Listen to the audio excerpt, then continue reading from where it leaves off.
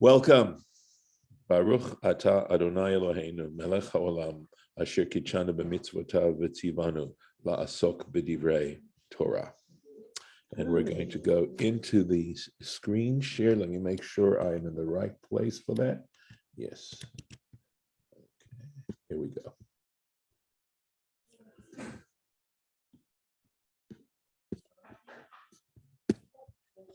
And this is really a very interesting section for sure about, as we've talked about this before, the issue of ownership and how these laws impact on a very practical level about this. And again, the idea that since we don't own things outright, that we're then subject to the rules of rental, right? So here we go. If your brother, right, becomes poor, umachar me'achuzato, and he sells from his property, well, it's not just property, it's his inheritance, right? He sells from his, I guess, could we use the word patrimony, something like that. Going on. Uva go'alo, and his redeemer comes, hakarov elav. So we should actually say go'alo hakarov elav. His redeemer, who is a relative of his, comes the ga'al et mimkar achiv, to redeem the sale of his brother's sale. So just to try and put that into plain English, someone has had to sell their property, their real estate, right? We're talking about here, their fields, because of circumstances of poverty, and they have a member of family, another family member, who is in a position to come and redeem it, get it back for him. Okay, so we're going to talk about the rules involved there. Here we go. Ki yamuch achicha umachar. So from Sifra, trying to carefully analyze the value of each word. Melamed, this teaches, she'ein adam rashai limkor sadehu, that a person does not have permission to sell his field, ela mechamat dochak oni, unless it's from the distress of poverty. In other words, you can't simply just sell your patrimony just to make profit. You have to, or to just try and liquidate it, unless it's from circumstances that are such that you have to do it so that you can have enough liquid assets to be able to maintain your life, right? Me achuzato. So it says, it doesn't say machar achuzato. It doesn't say and sold his property or his land holding. It says and sold from his land holding. And the me here is known also, which from or of is known as the partitive article, meaning a part of it, not all of it. And that's what we're looking at carefully. It says from his holding, from his land holding, velo, and not, Rashi adds, kula, not the entire land holding. Lamdat Torah, or Limdat Torah, the Torah teaches derech eretz, meaning the common decency is the way I would translate derech eretz. Common decency. I wish it were more common, but the way of the land, literally it means, sheyishayer sadeh latzmo, that he should leave over one field for himself, that he should never sell the whole amount. He should leave at least part of it for himself. V'ga'el et mimkar achiv, remember this relative of his is coming to redeem the sale of his brother's sale. And again, this careful analysis, the ein halokeach, the point about this is that the purchaser, the person who purchased the field, eino yachol, is not able, la'akev, to prevent him from doing this. So if a sale is made, right, of property from one person to another, he has to understand that any time he can buy it back. All right, someone can buy it back. We'll keep going into this a little bit more carefully to try to define it a little bit better. Going on. Wait, how is that? I'm sorry, but how is this different from the you can't buy it back for 3 years? Okay, so we have to get into that. Okay, This is a so different so situation. so it isn't. It just clarifies. Okay, here it's clarifying that even though he himself isn't buying it back, a relative of his can do it for him. But it has to be a relative. Judith, is that clarifying it?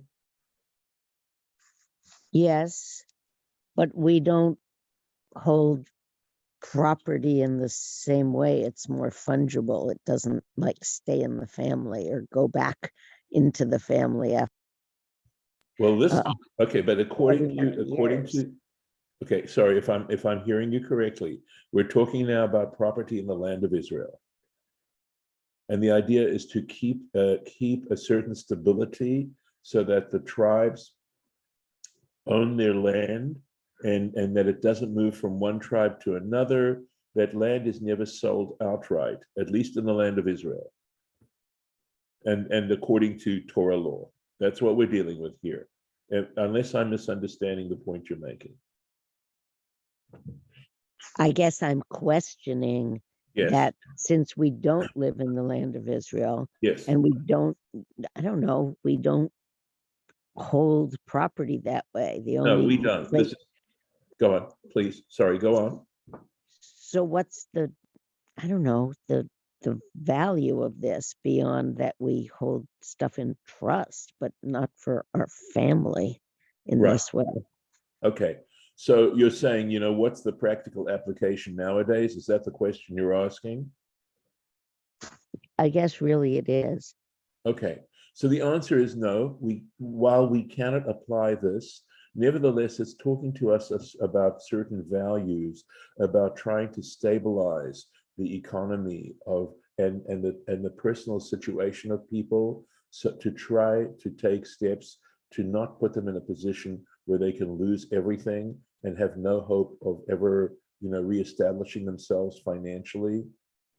And I see it more on that level. And even though we may not be able to actually practice that, we may not even be able to practice it nowadays at all, is the value are the values that it's suggesting still important for us to know. So, we can take it from a purely academic standpoint. We're learning something about Torah law, and we have nothing more than that, and that's already still something. Or we can say, how can I apply this in general to how conduct my business and the kinds of values it's trying to suggest. But no, it does not. It is not something that we can apply. Quite possibly in the land of Israel, we still can't do it either, because we don't know what tribe we're from anymore, unless you're a Levi.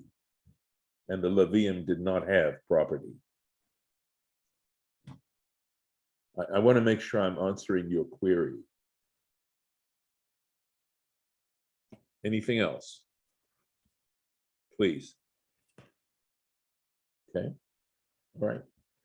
It just Yeah. it just particularly when we're talking about the purpose of property rules, Mm-hmm. it's I don't know. I can't argue. I don't think anyone can argue with the value of gratitude and appreciation, but they sure do argue about what economics Yeah. yield stability and what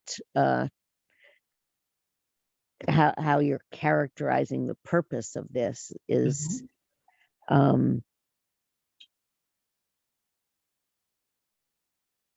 I just think it's going to be argued, and then I don't really see the point.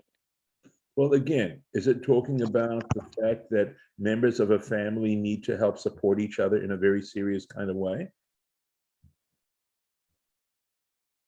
Is that what it is? Is that what it's saying here? I mean, I'm not trying to suggest, I'm not an economist.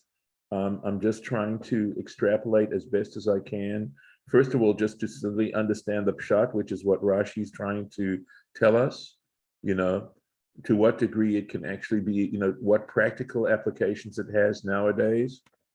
I don't know. I'm just not, for me at this point, that's not my concern. Even if I'm studying Torah for the sake of studying Torah, that's good enough. At least for me. So is it okay to go on, or did you want to take the point further? Sure, it's fine to go on. Okay, but Judith, really always open to, you know, the specific concern you might have regarding what we're reading. Okay. Yep. All right. So the ish kilo. Let me make sure I did take care of it. Yeah. Okay. We're on to 26. The ish kilo ye lo goel, and in a situation of a person who does not have a redeemer, the hisiga yado, but he got enough money, right? His literally his hand reached, so he's able to do something now. Umatsa, because we understand that having money does give us a certain amount of control as opposed to not having any money at all. When you're impoverished and you don't have any money, it really makes life, it doesn't give you many options. So, and that's probably one of the reasons why people try to accumulate so much money, because it makes them feel that they're powerful. So at any rate, he acquired enough. Umatsa, and he now finds kedei gulato, that he has enough to redeem the property. So now we're talking about a person themselves, the seller, right? The seller. And this is, let's see if there's Rashi on this. Right. The ish kilo ye lo goel. And he says a person who does not have a redeemer. And this point made in Tractate Kiddushin, and again, the Torah Kohanim, this Sifra, this halachic midrash, as you can see, does an incredible job of trying to analyze this text. V'chi yesh lecha adam b'Yisrael, and it's sort of expressing surprise here. Since when, right, is there an individual Jew, she'ein lo go'alim, who has no one who might be a relative to be able to redeem the land? Ella, but what's this trying to say? Go'el sheyuchal ligol mikakor. In other words, it's saying a redeemer who's in a position to redeem the sale. So it's not that he doesn't have anybody, it's not that there's no individuals, it's that he doesn't have anyone who's in a position to redeem the property, who has enough funds to redeem the property. And by the way, we haven't gotten into the basis on which the property is redeemed, how that's done. So, v'chishav et shnei mimkarot. So now we're going to talk about this. He should estimate, v'chishav, he should estimate shnei mimkarot, the years of its sale. V'heshiv et ha'odef, and he should return what is left over. The ish asher machar, to the man whom he has sold, lo, that to whom he is sold, v'shav la'achuzato, and it should come back, the fields should come back to his property, should be returned to his landholding. So again, explaining this a little bit clearer, in a clearer manner. V'chishav et shnei mimkarot. He should estimate the years of its sale. Kama shanim hayu, how many years there were, ad hayovel, until the Jubilee year, right? So how many years are there till the Jubilee year? Kach v'chach v'kama, how much each one, right? Kama machartia lecha, how much I sold it to you. So let's suppose, just to try and make this very simple, let's suppose there were 49 years left to the Jubilee year, and he sold the property for $49,000.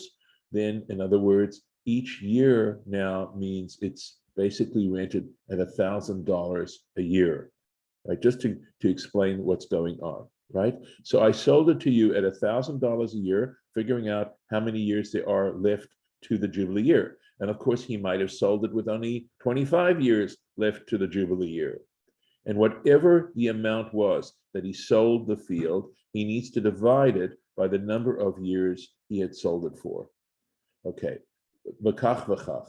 Atid hayita lahachzira beyovel. And in the future, right, had you had the field until the Jubilee year, you would have had to return it to me, right?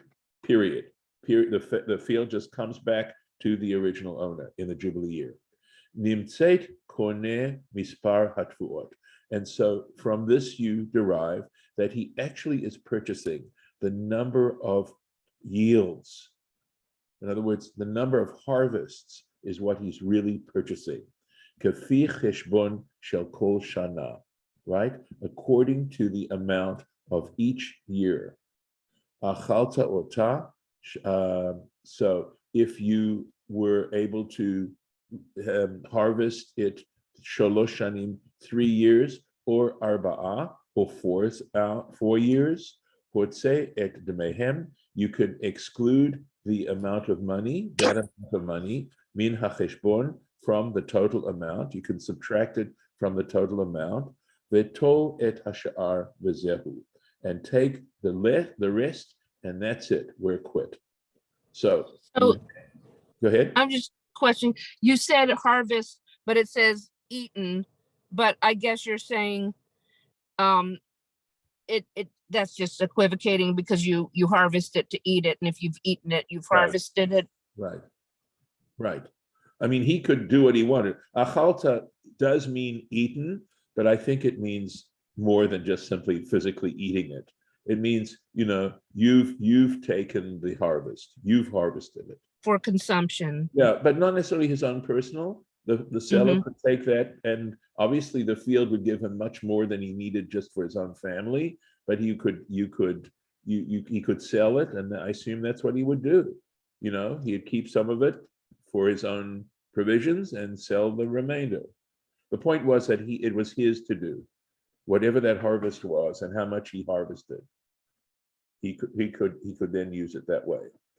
But in this particular case, it's saying you had 3 years you had 3 harvests from the field, and there would have been 49 harvests, 25 harvests. So take the money if you used it for 3 years, and there were 25 harvests coming up, and we know how much you were paying per harvest. You'll take 22. I'm going to pay you back for 22 harvests.